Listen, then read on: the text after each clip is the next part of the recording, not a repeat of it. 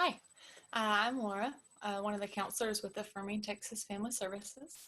We're doing this short video today to talk to folks about what anxiety is and what it is not. So simply put, the easiest way to describe what our mind is doing when a person is feeling anxious, or if they have an anxiety disorder, there is a difference. We're going to talk about that. But with their mind, where their mind is typically at is too far in the future or too far in the past. And what we mean by that is that where we have obsessive thoughts about the future. So, well, what if this happened? Or, how could I, yada, yada, yada kind of thing. Or in the past, oh, I can't believe I said that. Or I remember feeling like this when this happened to me kind of thing. And so we begin to use those obsessive thoughts, and we can sometimes begin to have physiological symptoms inside of us that can be bothersome. So I'm going to show you something on my screen here that I think might be helpful for us in this time. One of the things we do at Affirming Texas Families, and really all counselors, is that we like to help people learn about what mental illness actually is and what it is not. So if we look at this, which is it? Everyday anxiety or an anxiety disorder? This is a great little piece of work here that talks to us about anxiety and which one, what's general and what's, everyday, and what is more in the disorder category. Okay, so the key words we're going to look at here are it affects daily functioning. Okay, so if we look at everyday anxiety, worrying about paying bills, embarrassment, in case the nerves are sweating before a big test, realistic fear of a dangerous object, place, or situation, anxiety, sadness, or feeling sleepy immediately after a traumatic event. Okay, a lot of folks right now are experiencing feeling anxious or feeling worried.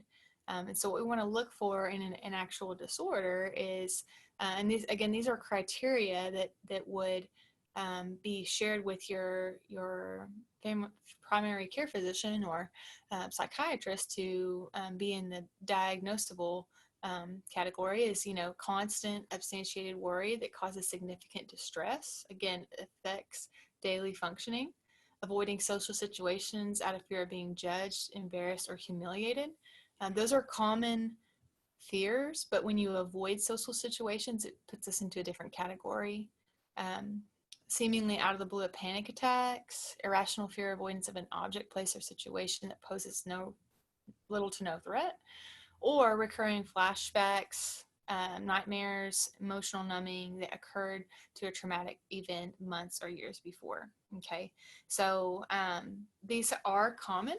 We're going to look at some stats next about percentage of the population that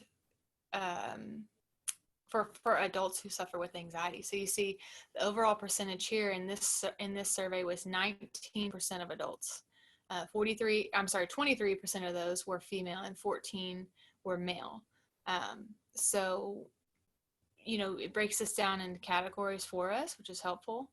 And we're able to see that 1 in 5 people at that time suffer from anxiety. Now, this is a little bit older data. It was pulled from the National Institute of Mental Health's website, but this is actually pretty accurate to the number that I had heard recently through our mental health first aid course. So if we look at adolescents, it's much higher, 31%.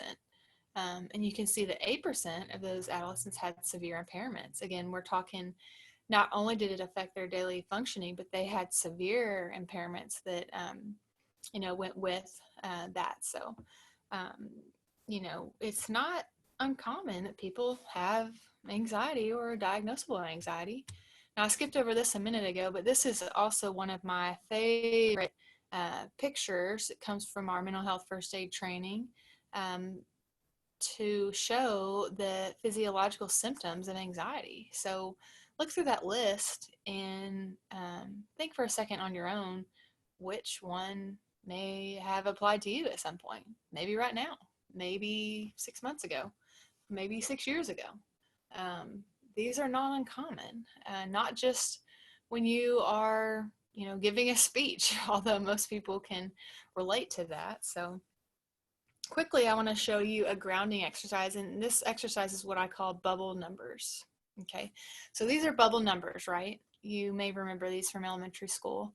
And so this is a quick grounding exercise you can use in your own mind, or with your child, or with another adult who may be suffering from anxiety, or maybe having a panic attack potentially. So the first thing that we do in this exercise is we're going to picture a one in our mind. Okay, so do me a favor, do this with me. Picture a one. Okay, now fill that one with an object. Okay, your object could be basketballs, could be bananas, could be, triangles. I don't know. Pick one. Okay, and fill your one all the way up with that object. Okay, and once that is full, we're going to move to a two. Okay, next we have a two, right? Picture that in front of us. Eyes closed or not, whatever your choice is, you can do it. It's your mind, right? So we have this two. Fill it with a different object. Maybe fill it with sand. Maybe you fill it with circles. I don't know. Okay. And once it's all the way full, we're going to move on to a three. Okay. And so when you do this exercise, you want to move through each number slowly like that, allowing the person to fill each of those numbers with some type of shape or texture to their liking, right? And what this does is, again, like we said before, anxiety often is when we're too far in the future or too far in the past. And so by doing exercise like this, it grounds us, hence a grounding exercise, and it brings us back to the present. Which is what we're responsible for, right? Okay. So talking about, the times that we're in now, I'm going to call it a difficult or unique time. We are challenged daily with the things we hear on the news, with the changes in schools and in different businesses and things like that. We want to make sure that our self-care is a priority. Okay. Another example I like to use, and you've probably heard this before, is, when you're on an airplane and you lose pressure in the plane, and the oxygen masks drop down from the ceiling, you have to put it on you first before you're able to help other people. Okay. And so what we're talking about with self-care is, your physical health, your mental health, and that might include everything down from the type of food you're eating to exercise, anything that can help. Right now, we want to try and have a normal, not have a normal, but attempt a normal, to normalcy. Schedules are encouraged.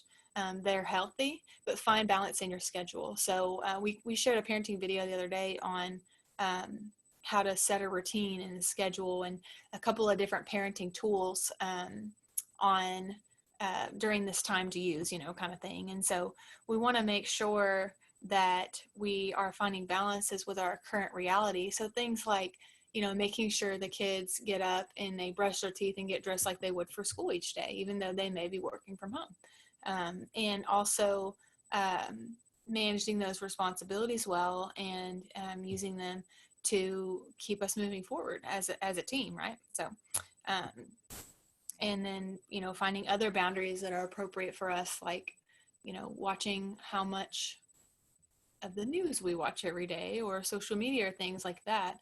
A lot of times they're repeating the same information between every broadcast. And so, you want to have a healthy balance with that, as within other areas of your life. So if you're having some serious concerns about anxiety, it's important that you talk to your doctor and let them know what's going on with you. If we can help you, you can call us on our hotline, or you can make a referral on our website, which is affirmingtexasfamilyservices.org. Our hotline is 855-239-2837. And actually, you can text there as well if you should need something. So we would love to get connected with you, or better yet, how can we help you get connected within your community? We service Montague, Jack, and Young County, and we're aware of a lot of the other resources in those areas. So, if we're not a good fit for you, or vice versa, or whatever, let us help you get connected with the other resources, great resources in your community. I know in the town that I live in, there's quite a few, and so we'd be glad to help you get connected to that.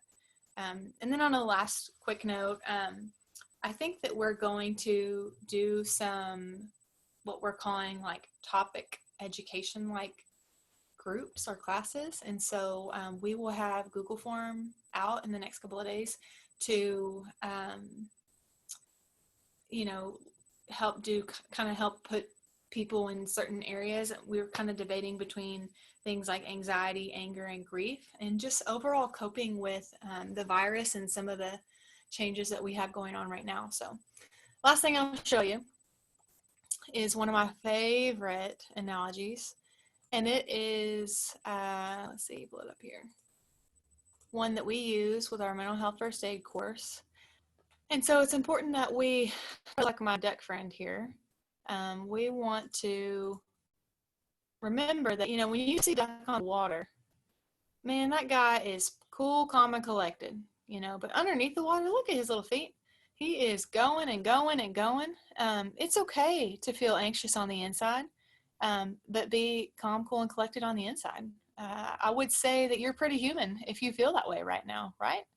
And that makes us recognize that we are moving forward, and it's okay to be a little panicked under the water if things continue the way they are, and we'll just continue to cope the best we can. So we appreciate your time and look forward to hopefully working with you in the future or connecting you to resources. Let us know if you have any questions in our comments. Thanks.